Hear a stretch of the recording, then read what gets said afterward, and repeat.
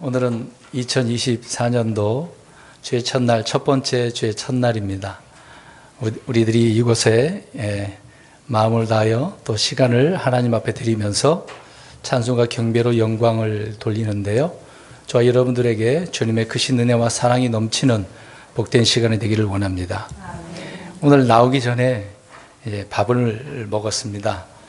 밥을 먹는데 창가에 저 먼 마치 거기에서 조그만 빛이 나더니 태양이 탁 떠오르는 그 장면을 봤습니다. 불과 5분밖에 안 되는데 5분 사이에 태양이 빨갛게 높게 이렇게 솟아오르더라고요.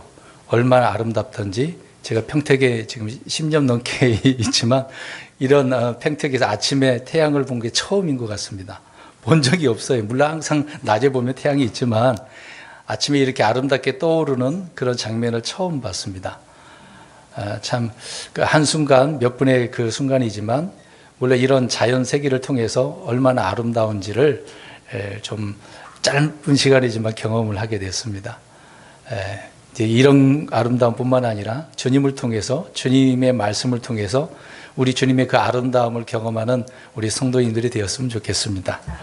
그러니까 이제 시온의 영광의 아침, 그래 찬송 뭐 그런 곡도 있지만, 이제 우리가 예전에 많이 불렀던 곡 아닙니까? 이 아침에도 주님의 영광이 넘쳤으면 좋겠습니다. 태양빛처럼 강하게 아름답게 비춰지는 그런 영광의 아침이 되기를 간절히 바랍니다. 올 한 해에 이제 우리가 표를 삼아서 이 말씀을 붙잡고 또 살려고 합니다. 지난 한 해 동안에는 이유 있는 믿음의 승리로 형통하라라고 말씀을 드렸습니다. 많은 부분에 있어서 어려웠을 수도 있을 것 같아요. 그렇게 믿음으로 살아가는데 승리해야 되고 또 승리를 통해서 어떤 형통을 누려야 되는데 정말 그거는 그냥 되는 일은 없죠. 열심히 말씀을 통해서 영적인 싸움을 싸워야 되는 부분인 것입니다. 이번 연도에서는 에베소 3장 8절에 있는 말씀을 통해서 헤아릴 수 없는 그리스도의 부요하심을 선포하는 한 해가 되어졌으면 좋겠다라는 마음을 가져서 이 구절을 통해 우리가 한 해를 살아가려고 합니다. 물론 많은 말씀도 있지만 이런 우리가 어떤 목적, 의식도 있어야 되기 때문에 이런 목표를 가지고 한 해를 살아가야 되겠죠.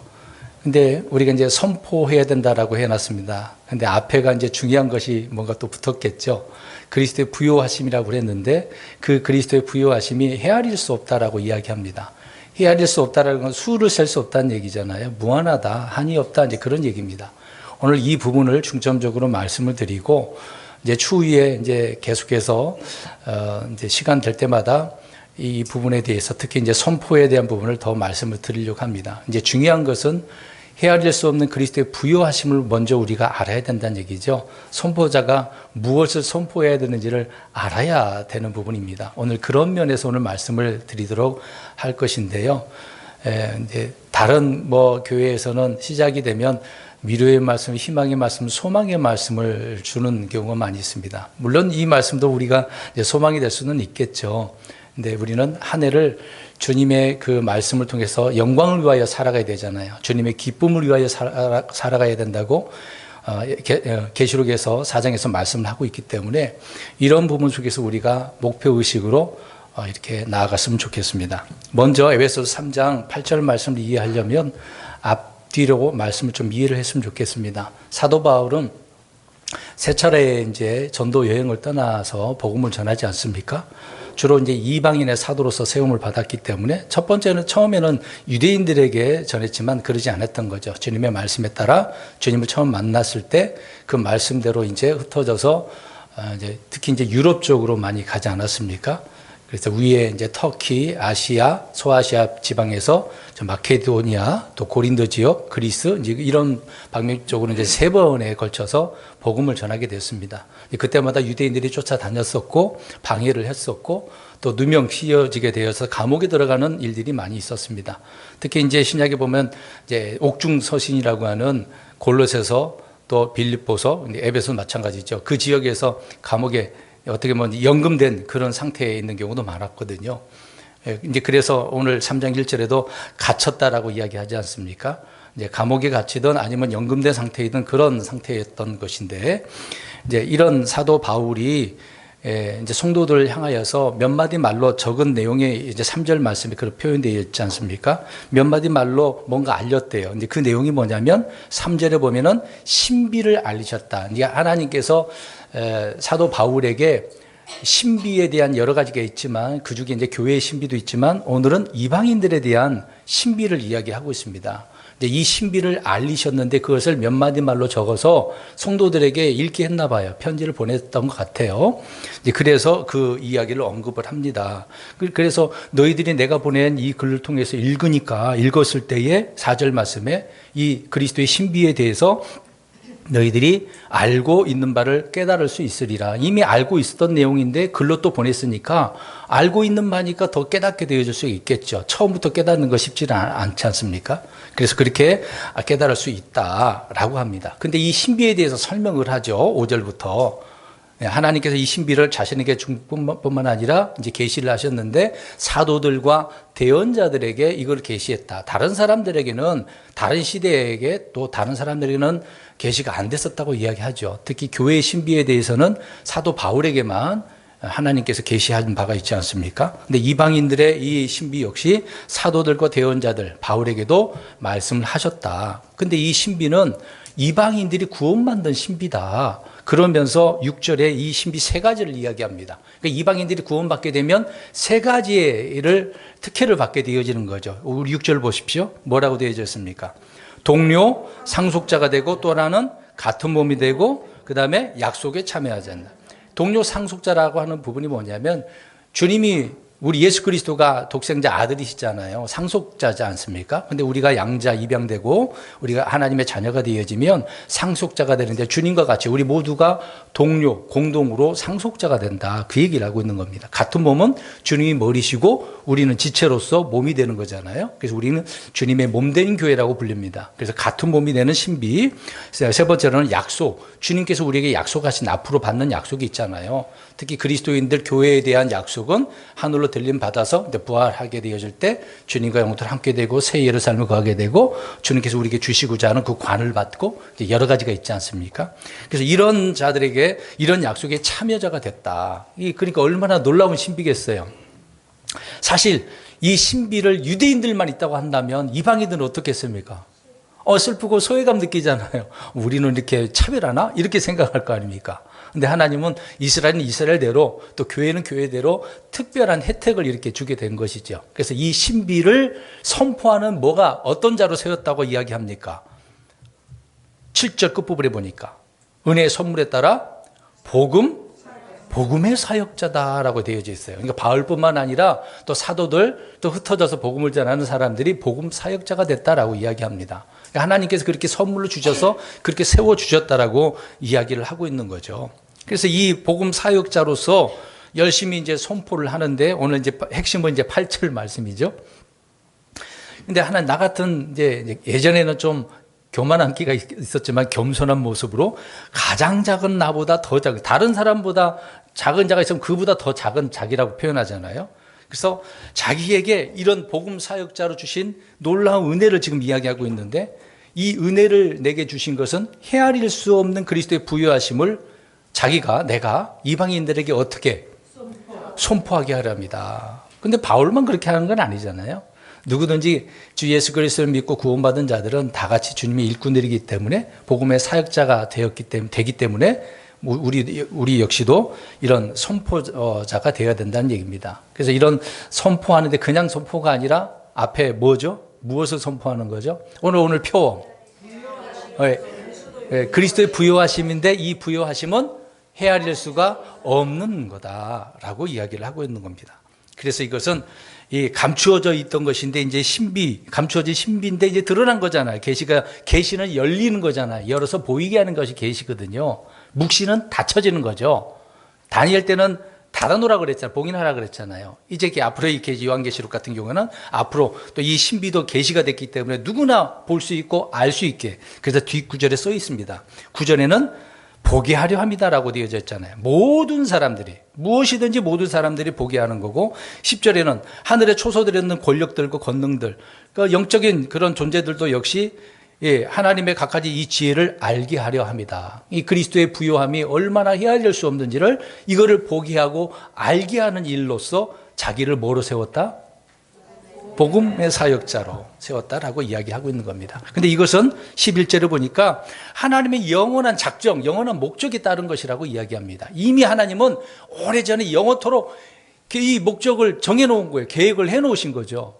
이런 계획 안에 사도 바울이 쓰임받는 도구로서 복음의 사역자로 사용되어진 것이죠. 그럼 저와 여러분들도 어떻게 되겠습니까? 역시 예, 우리 목적이 저와 여러분들에게 하나님께서 있으니까 그 목적에 의해서 쓰임받는 복음의 사역자, 선포자가 돼야 된다라고 말씀을 하고 있는 겁니다. 이방인들의 구원에 관한 이 복음의 신비가 얼마나 놀라운지를 우리는 알고 또 선포해야 되는 부분이죠. 이미 우리는 이것을 경험한 바 있잖아요. 그래서 몇 년 동안은 여기 보세요. 주로 제가 메시지 전하는 것은 내실을 다지는 것이라고 생각하시면 좋을 것 같아요. 근데 이제 올해부터는 좀 그 내실을 다졌던 것을 이제 바깥쪽으로 이제 구원을 인하여 드러내라고 하지 않았습니까? 이제 그런 면에 있어서 우리는 주로 올해서부터는 주로 선포하는, 드러내는 이런 일을 믿음의 선한 행위를 하는 저와 여러분들이 되는 의미 속에서 오늘 이 말씀을 드리고자 하는 것입니다. 그래서 본문의 그 의미를 먼저 살펴보았고요. 그러면 이제 헤아릴 수 없다라고 하는 이 부분을 먼저 우리가 살펴보려고 합니다. 말씀드린 것처럼 헤아릴 수 없다라고 할 때는 한이 없다, 수를 셀 수가 없다, 무한하다, 한계가 없다, 이제 이런 부분이거든요. 그래서 욥기서 5장 9절에도 보면 헤아릴 수 없는 주님의 그 큰 일을 행하신 것이 헤아릴 수가 없다라고 표현이 되어졌습니다. 헤아릴 수가 없는 그 일들을. 그 다음 욥기서 36장 26절에 보면은 하나님의 횟수를 헤아릴 수 없어요. 왜 그렇겠습니까? 하나님의 횟수가 있나요? 왜 없죠? 영원하신 분이시니까. 하나님 그런 분이라는 얘기죠. 시편 145편 3절에도 보면 주님의 위대하심이 헤아릴 수 없대요. 우리는 위대하신 주님을 찬양하지만 헤아릴 수가 없는 그 위대함. 그냥 성경에 있는 것만 우리가 알 수도 있고 이해를 할 수 있지만 그 외에 헤아릴 수 없는 것 얼마나 많은지를 또 설명합니다. 뒷구절은 이제 나중에 로마서 11장 33절을 찾아보겠습니다만은 우리 주님의 그 하나님의 판단 역시 헤아릴 수 없대요. 기준을, 우리 판단 기준으로 말씀을 주신 부분이지만 하나님 자체를 보면 하나님의 판단을 우리가 헤아릴 수도 없다. 이런 내용의 말씀들을 기록을 하고 있습니다. 이제 성경이 그렇게 이제 표현을 하고 있는데, 그러면 이 헤아릴 수 없는 부분에 있어서 다른 단어로 무한하신 하나님을 우리가 좀 이해를 했으면 좋을 것 같아요. 자, 이 부분을 조금 길게 말씀드릴 테니까 지루해하지 마시고, 하나님은 정말 이 정도로 무한하시는구나. 그렇게 우리가 잘 듣고 이해를 하셨으면 좋을 것 같습니다. 근데 이 세상에는 무한합니까? 유한합니까? 유한하죠. 제한이, 한계가 있지 않습니까? 저와 여러분들도 수명이 어때요? 많이 오래 살아봤자 지금 시대에는 얼마 정도 사나요? 100살 좀 더 살 수도 있겠죠. 길어봤자 그렇습니다. 유한하죠. 세상에 자원도 얼마나 많아요. 뭐 시작도 있고 끝이 있다라고 하지만 주님은 시작도 끝도 없으시잖아요. 이 세상에 이제 어떤 물도 고갈되지 않습니까? 자원도 얼마나 많이 이제 내는 부분이 있지만 다 캐면 또 없어지잖아요. 석유 같은 경우에는 저 중동 지역에 얼마나 많이 있습니까? 그러나 계속 풀면 어떻게 될까요? 고갈이 없어집니다. 점점 떨어져요. 그래서 어느 나라 중국 같은 경우에도 석유를 또 그거를 찾아냈다고 하는 경우도 있거든요. 미국 같은 경우에는 생산도 하지만 알래스카 있잖아요. 알래스카 있는데 그거를 생산해서 자기들끼리 쓰지 그러지도 않고 중동에 있는 것만 가지고 조절하는 부분도 있지 않습니까? 다 이유가 그래요. 계속해서 퍼내면 싸지니까 그 양을 어떻게 하겠어요? 줄이죠. 조절해요. 그래서 돈을 더 내야 되는 경우도 많이 있지 않습니까? 그래서 이런 세상에 있는, 땅에 있는 자원들은 다 고갈되고 유한하다. 무한하지는 않다는 얘기죠. 근데 반면에 우리 하나님은 무한하신 하나님이다. 무한이라고 하는 것은 한계가 없다는 이야기잖아요. 제한도 없고 시작도 없고 끝도 없고 하나님의 능력에 있어서 한이 없지 않습니까? 그러니까 하나님을 전능하다라고 말씀을 하고 있습니다. 또 하나님의 지혜는 어떻습니까? 지식과 지혜가 끝이 있나요? 한계가 있나요? 없죠. 그래서 전지하신 하나님이라고 이야기합니다. 하나님은 장소에 있어서 제한을 받으시나요? 그래서 무소부재하는 하나님이다라고 말씀을 하고 있습니다. 그리고 어디에서든지 끝이 없기 때문에 영원하신 하나님이라고 표현을 하고 있는 거죠. 이런 면에서 우리 하나님은 무한하신 하나님인데 이런 하나님을 사람들은 그렇게 생각을 안 한다는 얘기죠. 그 얘기도 계속해서 말씀을 드릴 겁니다. 그래서 사람들의 문제점은 이렇게 무한하시고 무궁하시고 시작도 끝도 없으신 하나님을 제한시키는 거예요. 한이 없는데 내가 원하는 그 기준으로 내 생각으로 제한시켜버린다. 이런 이야기를 여러 번 들었던 부분이 생각나는데요. 그만큼 우리 사람이 인간이라고 하는 존재가 어떤 존재이니까? 제한적인 존재이니까 그렇게 생각을 하는 거죠. 그러니까 우리의 생각도 무궁한 게 아니라 제한적인 생각을 가지고 있기 때문에 제한적인 지식과 지혜를 가지고 있기 때문에 하나님을 어떻게 생각하겠어요? 그만큼 제한하고 있는 거죠. 이 정도일 거다라고만 생각을 하는 게 문제라는 거죠. 그래서 시편 39편 4절 이런 말씀이 있습니다. 주여 내 종말과 내 날들의 한계가 어떠한 것인지 알게 하사 내가 얼마나 연약한 존재인지 알게 하소서. 이 시편 기자는 알게 해달라는 얘기죠. 정말 나는 연약합니다. 나는 날들의 한계가 있습니다. 내가 어느 정도 살 건지 알려주십시오. 이 정도로 말씀을 하고 있는 거죠. 그래서 우리는 모든 면에 있어서 이렇게 한계를 지닌 존재다. 날들의 한계가 있다고 하니까요. 그러나 우리 주님은 시간의 제한도 없으시잖아요. 공간도 하나님에게는 이제 필요 없는 것처럼 다 모든 것이 하나님은 무한하시기 때문에 그런 것입니다.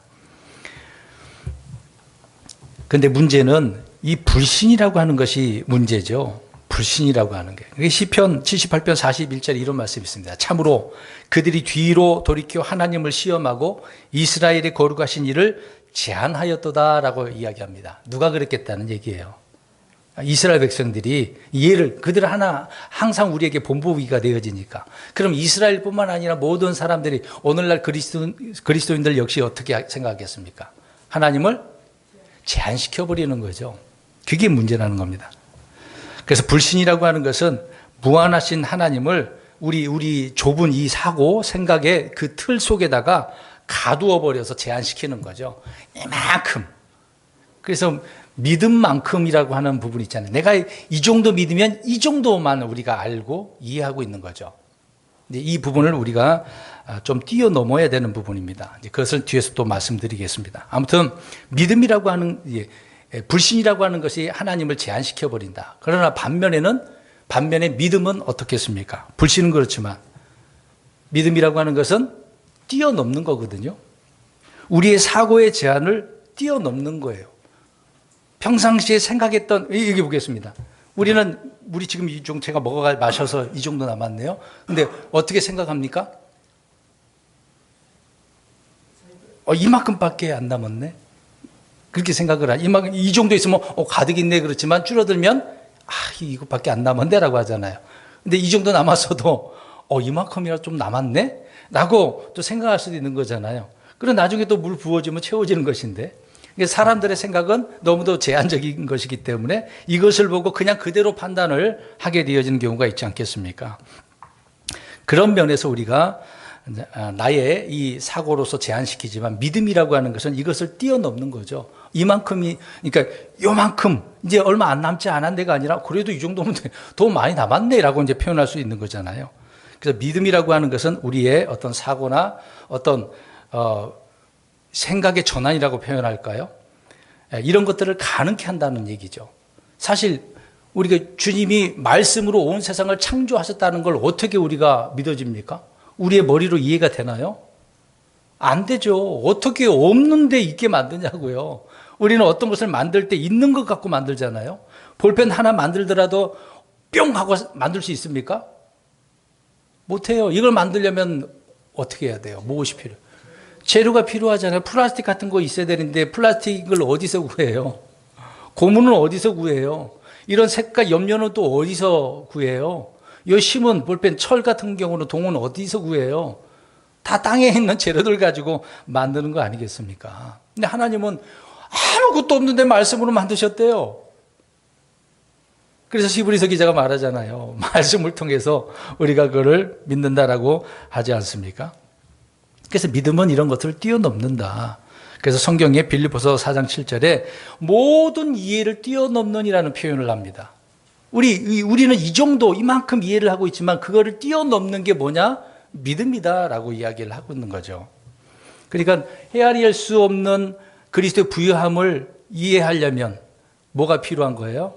믿음이라고 하는 것이 필요한 거죠. 이것이 안 믿어지면 끝에 가서 선포가 되겠습니까? 안 되겠습니까?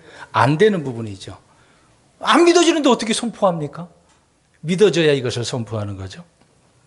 그래서 이해를 뛰어넘게 하는 것이 믿음이다라고 하는 겁니다. 그런데 반면에 불신은 그렇지 않죠. 무한하신 하나님을 어떤 한계와 범위 내에서 가둬버려서 제한시켜버리게 되어지는 거죠. 하나님은 매이지 않습니다. 말씀도 매이지 않는다 그러잖아요. 한계가 없는 분이라고 계속해서 성경은 말씀합니다. 주님의 긍휼과 사랑과 어떤 시공간이 제한이 없는 그런 분이신 거죠. 그러나 모든 피조물은 하나님이 정하신 그 한계 내에서 살 수밖에 없습니다. 근데 지금은 그러는 거죠. 나중에 우리가 부활하거나 휴가하게 되어지면 시간적인 그런 재물을 뛰어넘게 되어지죠. 눈으로 보이는 현실 세계를 뛰어넘게 되어지는 겁니다. 이 육신 그대로가 아니라 변화된 모습으로 우리는 부활하기 때문에, 일어서기 때문에, 변화되기 때문에 시공간을 초월하게 되어지는 거죠. 밥을 먹든 안 먹든 늘 배부를 수도 있고 먹어도 배부를 수도 있고 그렇게 되어지는 것입니다. 앞으로 그렇다는 얘기죠. 그래서 모든 피조물은 하나님이 정하신 그런 한계 내에서 살 수밖에 없는 거죠. 그래서 이런 부분을 이해하고 깨닫고 믿어지려면 믿음밖에 없다. 그래서 우리는 매우 제한적인 부분이겠습니다만은 이런 우리들에게 무한하신 하나님을 아는 방법은 믿음밖에 없다. 그 얘기를 성경은 계속해서 말씀을 하고 있는 겁니다. 그래서 얼마나 믿음이라고 하는 이 장치를 하나님께서 우리에게 주셔서 깨닫게 해주시니까 얼마나 감사합니까? 이런 부분에 있어서 깨달아야 되겠죠. 근데 문제는 우리 광야 40년 동안의 이스라엘 백성들을 생각해 보면 좋겠습니다. 그들이 이집트에서 나올 때부터 얼마나 표적과 기적들을 많이 보았겠습니까? 근데 그런 이스라엘이 그런 기적을 보았으면서도 하나님을 제한하는 그런 습관을 버리지 못했어요. 계속해서 눈으로 봤는데 희한하지 않나요, 여러분? 저와 여러분들이 만약에 그 당시에 있었다고 생각하면 어떨까요? 정말 나는 하나님 정말 이런 기적을 봤기 때문에 하나님 나 믿습니다. 그러실 것 같아요? 네. 네. 그러지 않을 겁니다. 모세도 그랬거든요. 모세도요. 모세도 중간중간에 물론 온유하고 겸손하고 위대한 사람이긴 합니다만은 모세도 불신을 했어요. 하나님을 제한시켰어요. 근데 그 뒤에 이제 구절을 좀 이따 말씀드리겠습니다. 그러니까 하나님은 우리에게 자신을 계시하실 때에 이해할 수 있는 방법을 주셨는데 사람들이 이해를 못하니까 하나님 눈에 보여요, 안 보여요? 그 안 보이는 하나님을 알 수 있는 장치를 주셨다니까요. 안 보이는데 믿으라고 그러면 누가 믿겠어요?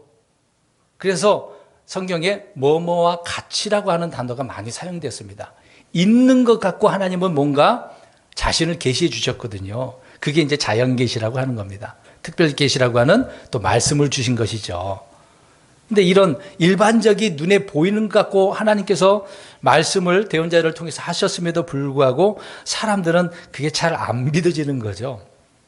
아무튼 이미 있는 것을 가지고 하나님은 계속해서 말씀을 합니다. 특히 이제 피조물. 오늘 아까 좀 전에 제가 태양을 이야기했잖아요. 태양 그러면 우리가 이제 믿음의 사람이라고 한다면 태양 보고서 누구를 생각할 것 같아요? 우리 주님 예수님 생각을 하잖아요. 근데 그 태양이 예수님입니까? 그건 아니잖아요. 만약에 그렇게 해버리면은 우상을 섬기게 되는 것이니까. 그러니까 사람들의 지식은 그래요. 그래서 이스라엘 백성들도 해, 달, 별을 어떻게 했습니까, 나중에? 우상. 이 교도들이 이렇게 하는 것처럼 그대로 받아들인 거잖아요. 눈에 보이는 거 그대로 하나님인 줄 알고. 그래서 금송아지를 가지고 뭐라 그래요? 우리 이집트에서 끓여는 신이다, 주라, 하나님이라 그렇게 해버렸지 않습니까? 눈에 보이는 대로만. 얼마나 하나님을 제한시켜버려요. 하나님은 그래서 하늘이나 땅이나 땅 아래에 있는 것을 형상을 만들려고 그랬어요? 만들지 말라 그랬거든요. 왜요? 하나님은 너희들이 생각하는 제한적인 그런 하나님이 아니다라고 말씀한 거였거든요. 나를 그런 하나님으로 만들지 마. 근데 사람들은 자꾸 제한시켜서 그렇게 만드는 거예요. 이스라엘 백성들이 그랬던 거죠. 그렇지 말라고. 사람들은 계속해서 자신이 이해할 수 있는 그런 하나님으로 용어를 바꾸어서 하나님을 그런 존재로 만들어버리는 것이 문제가 되고 있는 것입니다. 이런 면에 있어서 우리는 제한이 없는 하나님을 바르게 믿음을 통해서 모든 이해를 뛰어넘어야 된다는 것이죠. 그래서 하나님께서는 우리에게 하나님을 믿는 믿음으로써 이거를 한계를 극복할 수 있도록 믿음을 주셨다라고 하는 것. 이것을 가지고 우리가 믿음 생활하는 거거든요. 이런 믿음이 없으면 올 한 해도 우리가 어떻게 살겠습니까? 어떤 일이 벌어질지 모르는데요. 근데 문제는 아까 이제 모세 이야기를 더 해보면 그 무한하신 하나님을 제한시킨다고요. 우리 성경 보겠습니다. 민수기 11장 1절 22절 두 구절 보겠습니다. 민수기 11장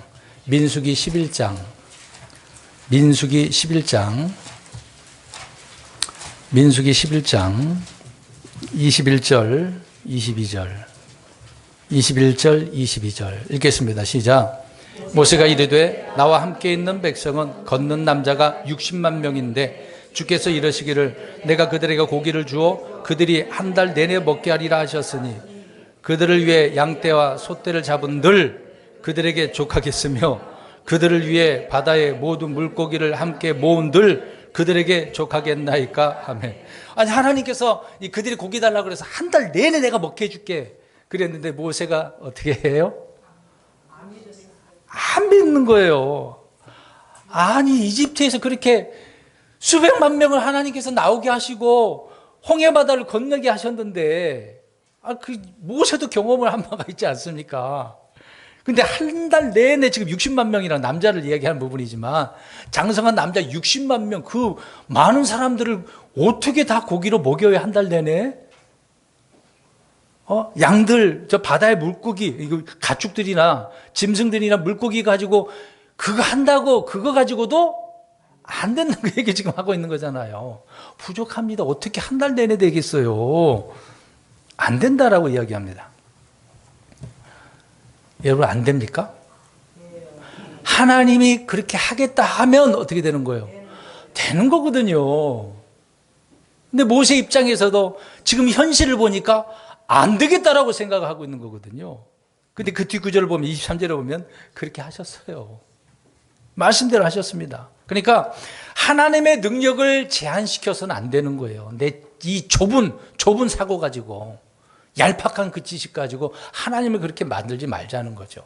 지금 무엇을 이야기하고 있는 거예요? 우리 그리스도의 부여하심이 어떻다고? 헤아릴 수 없다고, 무한하시다고요. 그러니까 주님을 제한하는 일은 불신이고 의심이고 어떻게 보면 신성모독이에요. 하나님을 왜 그렇게 만듭니까? 하나님 볼 때, 야, 나는 그런 하나님 아닌데 너희들은 왜 그렇게만 생각을 하니? 그렇게 말씀하고 있는 거죠. 근데 무한하신 하나님을 믿을 때 우리는 그래서 믿게 되어지면 기적이 상식이 되는 영적 체험을 하게 되어진 것입니다. 거기다 좀 쓰세요. 우리가 하나님을 믿게 되어지면 무한하신 하나님, 이런 헤아릴 수 없는 그리스도의 부여하심을 믿으면은 기적이 뭐가 된다고요? 상식이 되는 영적 체험을 한다고요. 쓰세요. 기적이 상식이 되는 영적 체험. 기적이 상식이 되는 영적 체험. 이 상식은 뭐예요?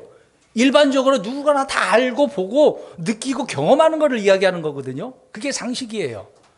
어떤 분별력, 사고력, 일반적인 이런 판단, 모든 것들이 사례 분별이 이게 상식이거든요. 누구나 다 아는 거예요.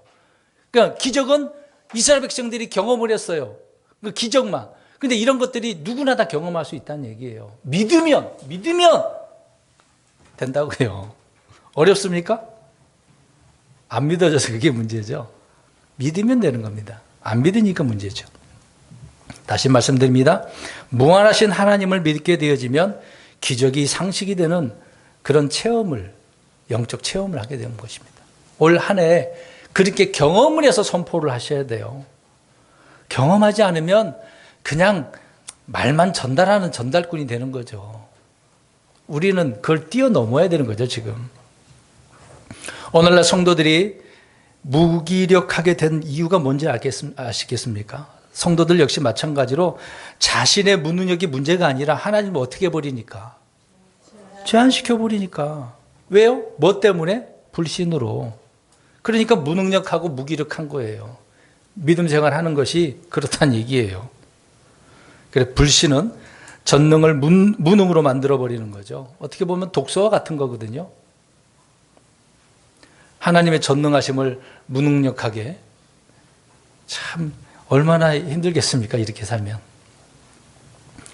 오늘날 성도들이 성경에 계시던 하나님을 자신의 임의로, 자신의 상식과 이성과 지식에 맞추어서 그렇게 재인식하게 되어지는 거죠. 그래서 무한하신 하나님, 전능하신 하나님, 무소부지하신 하나님, 이런 하나님을 그냥 다른 신들보다 조금 나은 신? 그 정도밖에 생각 못 하나요? 세상에 많은 신이 있는데 그보다 조금 나은 신? 하나님 뭐 그 정도밖에 안 되십니까? 그런 건 아니잖아요. 사람들은 이렇게 표현합니다. 믿는다고 다 됩니까? 하나님만 믿는다고 다 된다면 뭐하라고 일하며 삽니까? 믿음은 믿음이고 내 할 일은 내가 해야지요. 그런 말들을 해요. 어떻게 보면 맞는 말 같지만은 이 말 속에는 뭐가 담겨져 있어요? 불신이라고 하는 것이 담겨져 있는 게 문제죠. 불신. 무한하신 하나님은 상황과 조건에 맞아야만 하는 그런 제한적인 하나님이십니까? 그러지는 않잖아요. 우리들은 연약한 지체들입니다.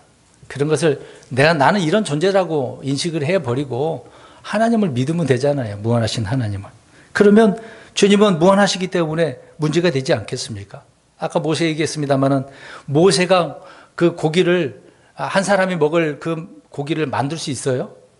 없죠. 그러나 하나님은 거기에 있는 모든 사람들을 먹이고도 남을 정도로 얼마 동안 먹게 하신대요? 한 달 내내. 근데 그 고기는 그렇지만 40년 동안 하늘에서 뭘 내려주셨어요? 하나님은 그렇게 하시는 거예요. 얼마나 감사한 이야기예요.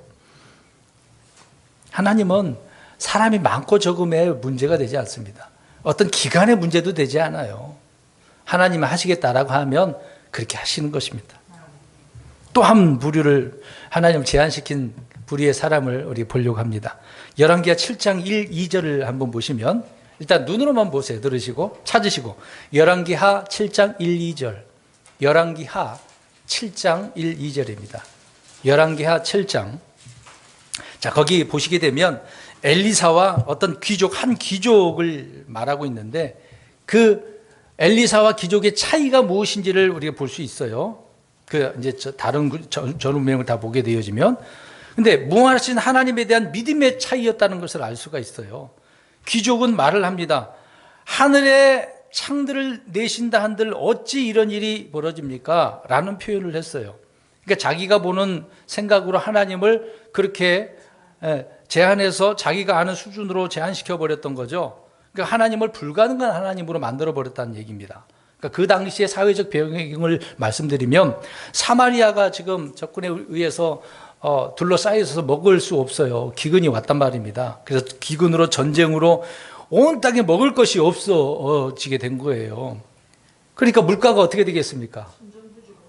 부르는 게 값이에요. 전쟁 나면 부르는 게 값이잖아요. 그때 엘리사가 말을 한 겁니다. 야, 먼 미래에 그렇게 하나님께 채워주시겠다 그런 게 아니라 내일 이맘때에 하나님이 너희들 다 잘 먹고 배부르게 할 수 있게 해준다라는 이야기 합니다. 근데 내일이면은 이제 돈이 지금 사람들이 먹을 것이 없는 뿐만 아니라 돈이 있어도 지금 사기도 어려운 상황이잖아요. 근데 내일 이맘때면은 밀 1세아가 1세겔에 팔리게 된다. 세아 같은 경우에는 그러니까 약 7.3리터라고 생각하면 됩니다. 우리 물통이 1.8리터거든요. 뒤에 생수통이 굉장히 많잖아요. 근데 세계는 11g이에요. 그 무게의 단위가. 그러니까 조금만 줘도 풍성히 이 많은 것을 이렇게 살 수 있다. 그만큼 하나님이 어떻게 해주시겠다는 얘기예요. 풍성히 너희들 지금 먹을 것이 없지. 하나님이 다 채워줄게. 남게 넘치게 해줄게. 그렇게 지금 하나님 말씀 전했거든요. 언제? 내일 이맘때에. 근데 귀족은 어떻게 생각합니까? 안 돼요. 하늘에 창들을 내신다 한들, 하늘에서 쏟아진다 한들 이게 되겠냐? 안 돼. 그만큼 안 되겠다라고 하는 불신을 이야기하고 있는 거죠. 하나님은 그렇게 못한다라고 지금 제한시켜 버렸던 것입니다. 그때 나귀머리 하나가 은 80개, 비둘기 똥이 4분의 1값인데 은 5개 팔리는 그런 시점인데 훨씬 싸게 하나님 그냥 누구나 가져갈 수 있도록 해 주시겠다라고 했거든요. 그러니까 귀족은요, 하나님을 현실 세계 그 상황을 가지고 보다 보니까 제한시켜 버렸던 거죠. 지금 이렇게 되었는데 어떻게 되겠습니까? 우리가 이제 몇 년 동안 코로나라고 하는 어려움을 겪었잖아요. 이것으로 인해서 어땠습니까? 경제적인 거, 사회적인 거, 뭐 전쟁까지 또 났잖아요. 그러니까 또 물가도 올라가고 지금 올해 더 올라가지 않습니까? 벌이는 똑같은 수준인데 소비는 더 많게 되어지고 돈이 부족하고 그럼 먹을 것도 못 사 먹기도 하고 물가가 오르니까 어떻게 되겠어요? 어렵잖아요. 어려운 상황이잖아요. 그런 상황을 보면 한 귀족처럼 저와 여러분들도 어떻게 할 수 있습니까? 하나님을 제한시켜 버리죠. 하나님 이 정도 현실인데 지금 되겠습니까? 그렇게 판단하게 되어지죠. 그러니까 이런 신앙을 가지게 되어진다면 영적 생활이라고 하는 것은 정말 무능력한 거죠. 영적 생활이 무능력한 그런 삶뿐만 아니라 그의 생각은 인본주의로 전락할 수밖에 없습니다. 그래서 세상적인 근심과 염려가 계속해서 나올 수밖에 없어요. 문제가 해결이 안 된다고요. 그래서 자기가 믿고 싶은 대로 그렇게 될 수밖에 없는 거죠. 누가 주님과 같은가, 무엇과 같은가 이런 질문을 한다면 하나님은 한이 없는 분이라고 알려줘야 되는데 내가 경험한 하나님은 이 정도의 하나님이야. 그럼 능력이 있냐고요. 그 말을 전해 들은 사람도 뭐 그러나 저러나 그냥 내가 혼자 사는 게 낫네. 안 믿어도 되겠네. 이런 생각을 하지 않겠습니까? 그러니까 우리가 헤아릴 수 없는 그리스도의 부유하심을 제대로 경험하지 못하고 알지도 못한다면 아무리 선포해도 사람들이 어떻게 느껴지겠어요? 안 믿죠. 뭐 그런 하나님 뭐 별거 아니네. 뭐 우리가 생각하는 그 정도 나도 할 수 있네. 이렇게 생각할 거 아닙니까? 안 믿어지죠. 누가 믿겠어요? 실제 능력 없는 삶을, 능력 없는 믿음을 가지고 있는데요. 하나님은 누구와 비교할 수도 없어요. 바꿀 수도 없고 어떤 수를 놓고 정해 놓을 수도 없는 거죠. 무한하신 하나님이기 때문에. 그래서 성도들이 교회를 다니지만 영적인 능력을 소유하지 못한 채 이런 문제 때문에, 불신 때문에 살고 있어서 능력이 없는 거죠. 무한하신 하나님을 믿지 않고 자신의 이성과 상식, 어떤 지식의 틀 속에 나름대로 형성한 그런 하나님을 믿기 때문에 그러는 것입니다. 그러니까 마귀와 싸워서 이길 수 있겠어요? 그래서 못 이기죠. 그러나 성경 계시를 통해서 우리가 믿음으로 믿음 안에 빛으로 임한 살아계신 우리 하나님, 그런 하나님을 우리가 모시고 믿으면 주님께서 어떻게 하시겠습니까? 우리를 인도하시고 먹이시고 지혜를 주시고 하나님을 아는 지식에서 풍족한 삶을 누리고 살게 하시는 것이죠. 그러면 능력 있는 삶을 우리가 누리고 사는 것입니다. 그렇게 되는 것이죠.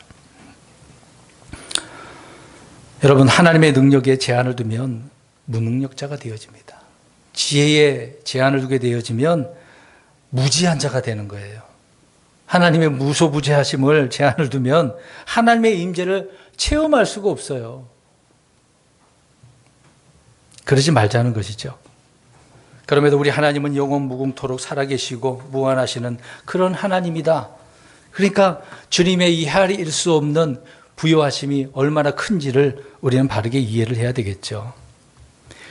주님의 무한하심은 그분의 부요하심을 통해서 그래서 드러난다. 이제 헤아릴 수 없는 부분을 이야기했으니까 이제 부요하심을 좀 보자는 얘기죠.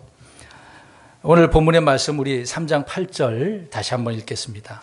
성경 에베소서 3장 8절을 읽겠습니다. 시작. 그분께서 모든 성도들 중에 가장 작은 자보다 더 작은 나에게 이 은혜를 주신 것은 헤아릴 수 없는 그리스도의 부유하심을 내가 이방인들 가운데서 선포하게 하려 하심이며. 바울이 이 헤아릴 수 없는 그리스도의 부유하심을 얼마나 경험을 했겠어요. 바울은 사람들이 어려운 그런 일들을 다 경험하지 않았습니까? 헐벗기도 하고 먹을 것도 없고 매를 40에서 하나 감한 매를 여러 번 맞기도 하고 죽었다고 이제 버렸다가 다시 살아나기도 하고 굉장히 어려움을 겪었거든요. 옥에도 여러 번 갇혔지 않습니까? 그런 바울이 그리스도의 부요하심이 무엇인지를 깨닫게 됐어요. 물질적인 그런 부요를 지금 이야기하는 건 아니잖아요. 우리 주님이 가지고 계신 그 부요하심, 무한하신 건데 그 부요하심을 잠깐 우리가 살펴본다 한다면, 근데 이런 부요하심을 누구에게 주겠습니까? 우리 성경 좀 보겠습니다. 로마서 10장 12절. 믿는 자인데 그 믿는 자가 어떻게, 우린 다 믿으면 다 내게 부요하심이 주어지는 건 아니잖아요. 주님은 분명히 헤아릴 수 있는 부요하신 분이신데 그 믿는 자라고 그냥 다 주겠습니까? 그냥 너 다 가져. 믿기만 하면 너 다 가져. 이거 다 가져. 그러신 분이냐고요. 자, 로마서 10장 12절 읽겠습니다. 로마서 10장 12절 시작.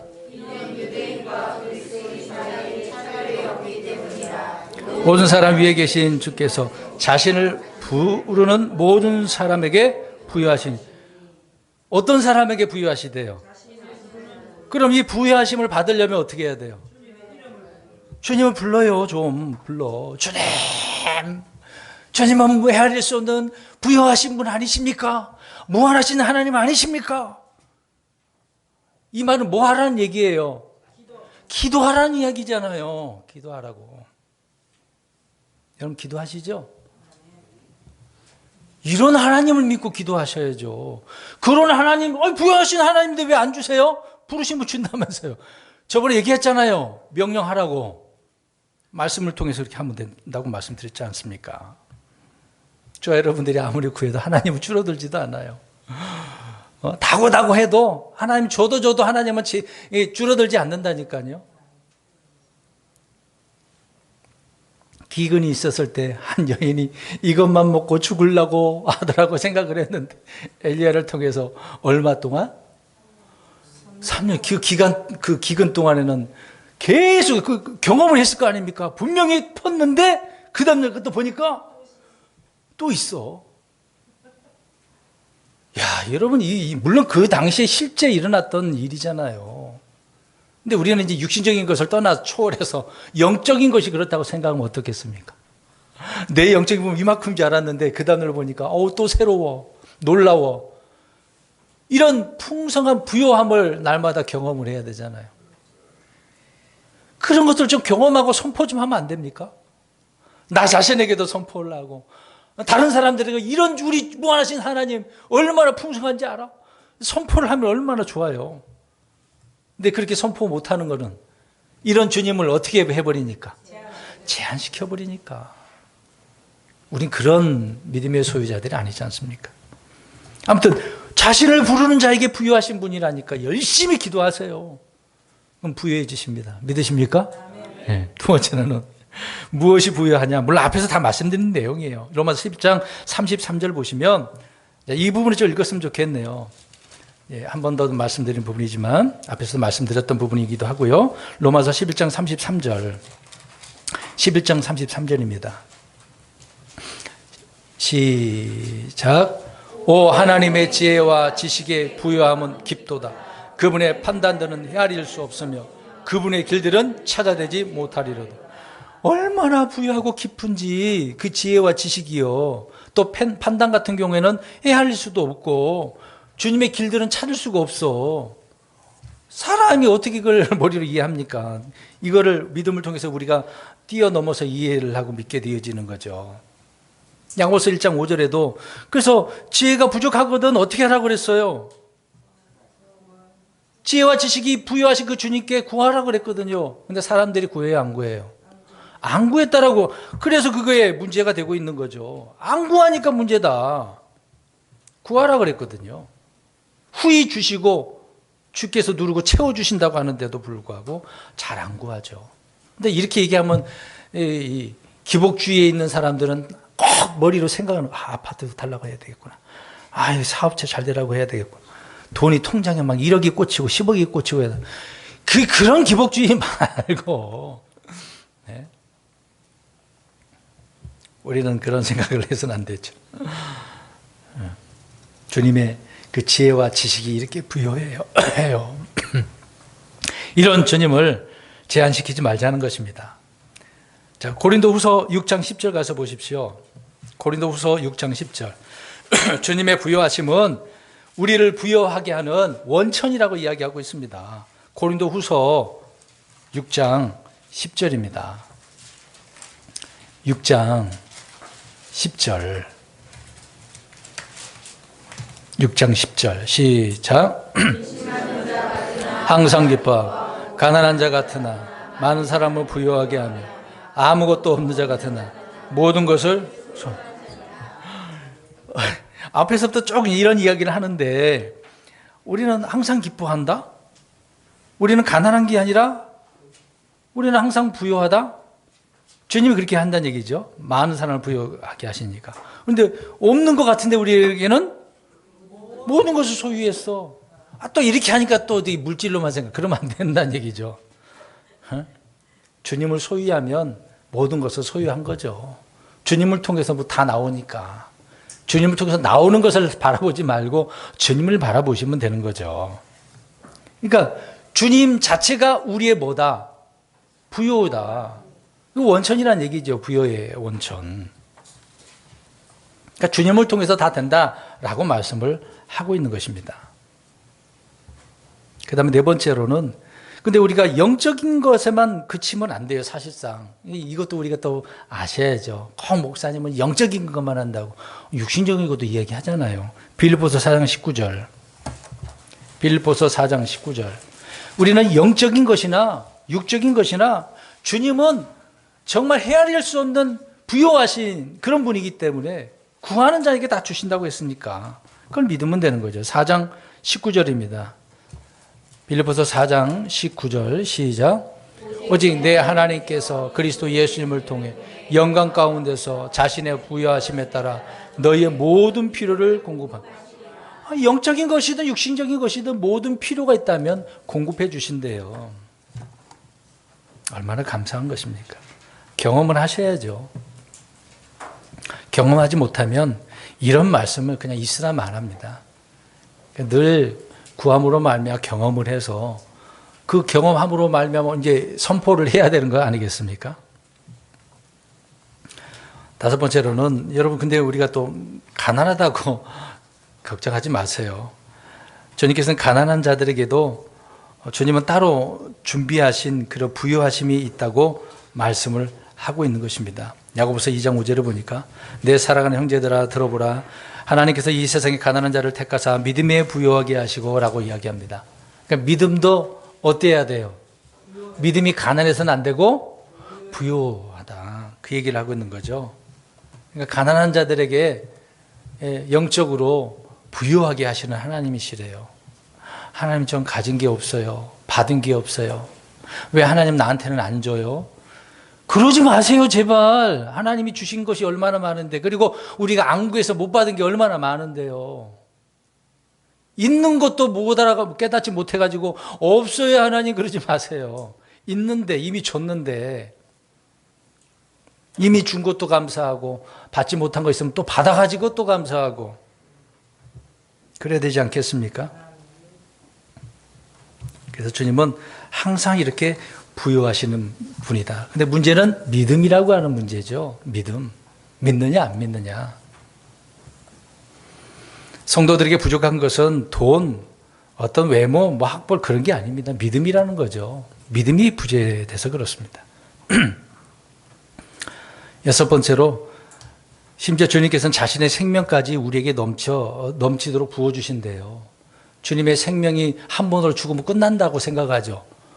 주님은 육신적으로 죽으셨다가 다시 어떻게 하셨습니까? 부활하셨잖아요. 더 좋은 것도 주신대요. 주님이 떠나시면서 더 좋은 거 줄게. 그래서 더 좋은 것이 뭐였어요? 성령님이죠. 우리 믿는 자들에게 성령님이 오셔서 늘 성령으로 충만하고 성령님을 통해서 구하게 하시고 깨닫게 하시고 진리로 인도하시고 얼마나 많이 풍성합니까? 하나님은 우리를 가득 채우고도 부족함이 조금도 없는 그런 분이다라고 성경은 말씀을 하고 있습니다. 이런 부요하심을 이해를 하고 깨달아야죠. 다방면으로 하나님은 많은 부분에 있어서 이런 부요하심을 말씀을 하고 있습니다. 근데 우리는 이런 부요하심에 오늘 바울 사도가 하나님께서 어떤 자로 세워줬다고 그랬어요? 오늘 3장에 복음 사역자로, 그러니까 선포자로, 우리도 마찬가지로 그렇게 부름을 받았습니다. 그러니까 무엇을 성도들이 선포해야 되는지 핵심을 놓쳐서는 안 되는 거죠. 근데 주님이 죽은 것만 선포하나요? 묻히셨다가 부활하신 것도 선포해야 되는 거잖아요. 이게 복음의 핵심 그거예요. 주님은 우리를 위해서 죄 때문에 죽으셨어. 땅에 묻히셨어. 그거는 죽은 자잖아요. 또 지옥 가신 거 아닙니까? 근데 그런 주님께서 3일 만에 부활하셨어. 살아난 거잖아요. 부활이 없다면 아무 의미가 없죠. 우리가 전하는 이 복음은 헛것이다. 이따가 이제 만찬할 때 그 말씀을 드리겠습니다. 헛것이래요. 그래서 성경은 끊임없이 선포자가 되라고 말씀을 하고 있습니다. 특히 이제 침례 요한이 죽고 난 그 이후부터는 선포에 대한 이야기가 굉장히 많이 나옵니다. 이제 누가복음 9장에 보니까 하나님의 왕국을 선포하라. 마가복음 16장에는 모든 피조물에게 복음을 선포하라. 하나님의 왕국과 복음을 선포하는 그 복음 중에 우리가 오늘 이방인들의 구원에 대한 신비를 이야기하면서 우리 그리스도가 헤아릴 수 없는 부유하심을 가지신 분이다. 이런 부분에 있어서 선포자가 되어야 된다고 말씀을 하고 있습니다. 이런 명령이 주어졌는데 우리가 어찌 가만히 있겠습니까? 나뿐만 아니라 우리 가족들에게 이런 무한하신 하나님을 경험함으로 선포를 하세요. 너 이런 하나님 경험했니? 경험해봐. 믿어봐. 믿으면 알 수 있대. 말씀을 읽어봐. 내가 이 선포한 예수님을 좀 들어봐. 이렇게 하고 전하는 거죠. 그런 주님을 우리가 삶 속에서 경험해 보세요. 얼마나 은혜가 넘치겠습니까? 제가 뭘 강조를 안 해도 우리 성도님들이 막 기뻐서 찬송하고 무엇을 해보려고 더 애를 쓰고 나서서 하실걸요? 결론적으로 표현한다면 우리는 선포자가 되어야 됩니다. 사도행전 14장 47절에 복음 전파를 위해서 우리를 이렇게 세웠다고 이야기합니다. 또 빌립보서 1장 2절에 보면 복음을 변호하기 위해서 세움을 받았대요. 누가 뭐라 그러면 변호도 해야 되잖아요. 또 박해도 받을 수 있다고 이야기합니다. 그럼에도 전하는 거죠. 디모데후서 1장 11절에는 내가 이 복음을 위하여 이방인들의 선포자와 사도와 교사로 세움을 받았다라고 이야기합니다. 우리 모두가 마찬가지. 자, 결론적으로 마지막 구절을 읽고 우리 맞춰보도록 하겠습니다. 골로새서 2장 2절. 2장 2절입니다. 마지막 구절입니다. 2절. 골로새서 2장 2절. 시작. 이것은 그들의 마음이 위로를 받고 그들이 사랑 안에서 함께 결합되어 깨달음에서 오는 충만한 확신의 모든 부요함에 이르며 하나님과 아버지와 그리스도의 신비를 인지하는 데 이르게 하려 합니다. 아멘. 모든 부요함에 이른대요. 이런 부요함을 경험함으로 온전히 선포하게 되어져서 그 선포를 통하여 저와 여러분들이 그 부요함을 누리고 또 많은 사람들도 이방 구원받지 못한 사람들도 우리 주님을 경험할 수 있는 믿고 구원받을 수 있는 이런 은혜가 넘치는 한 해가 되기를 주님의 이름으로 축원드립니다. 아멘.